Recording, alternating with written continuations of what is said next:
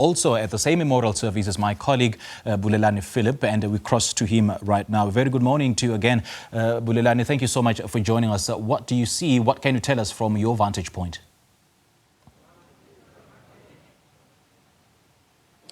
Well, good morning to you and to the viewers at home. And I'm standing right in front of this venue at the Jakes Gerwel Hall, where this memorial service will kick off at around 11 o'clock this morning, of course, to celebrate a distinguished leader, a community worker, a labor union activist who became the first and founding president of the South African Democratic Teachers Union.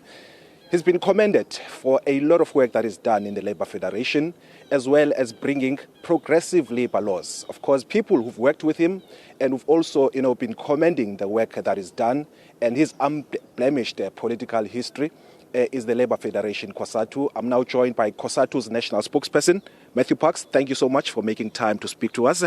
Firstly, what legacy has Membathisi Mdladlana left for the Labour Union? I think he left a very colourful, rich legacy.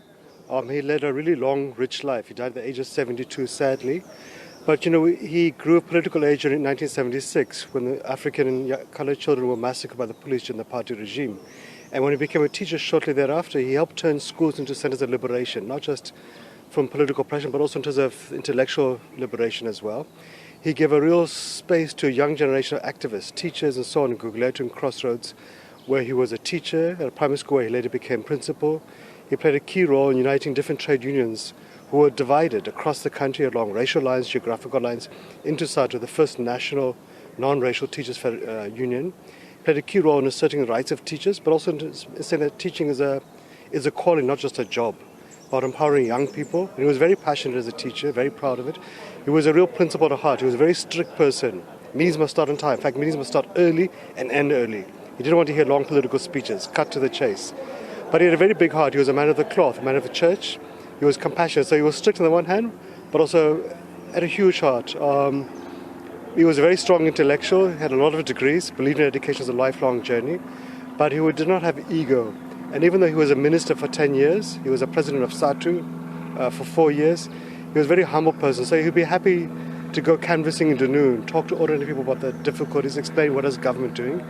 And today, when we become used to scandals of politicians misbehaving, being found wanting on the front page of the Sunday newspapers, this is a minister who served for 10 years, not a single scandal. And when his time came to exit the political stage, he did so, no drama. Let's talk about some of the laws that were effected during his tenure. What are they?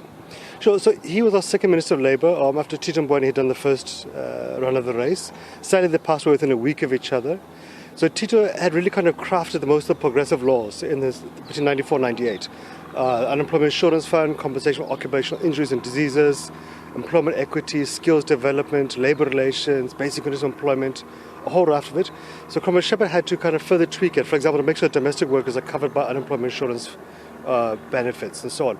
But he also took it to the next level because it's one thing to pass laws into statute, to have nice commitments on paper, nice English words. Implementation is a very difficult thing.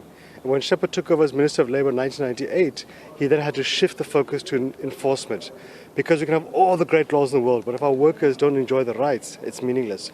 So he spent a decade really kind of enforcing the capacity of the department to inspect it, also to kind of really build a sense of labour market stability and collective bargaining between employers and organised labour in the public and the private sector, really kind of building a sense of labour market stability so that workers' grievances can be addressed quickly, but also employers can also have the issues addressed quickly as well. I'm almost out of time, Matthew. At a personal level, give us an anecdote of what you'll remember about Membathisi Mdladlana.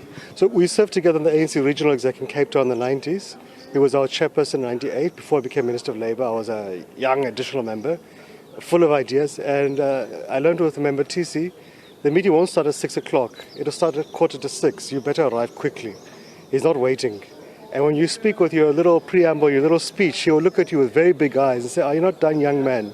And but he was strict, he was compassionate, and he was very much an energetic person. So that's why wherever he went, he was recognized as a leader, whether it's in the church, in the teachers' unions, in COSATU, in the ANC, the party, in the community. He was very much a son of Gugulethu, but also proud of his humble origins in Kaiskamahuk in the Eastern Cape. So really a rich man.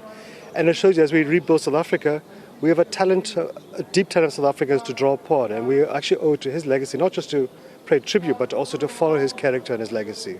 All right, thank you so much. Matthew Parks is the COSATU's national spokesperson. Of course, we will be having a rolling coverage of this official memorial service of the late Labour Minister, Membathisi Mdladlana. Looking forward as well is the Deputy President, Paul Mashatile, will be delivering the eulogy here at this memorial service. On that note, I will cross back to you in studio. All right, Bulelani, great chatting to you. Thank you so much for joining us.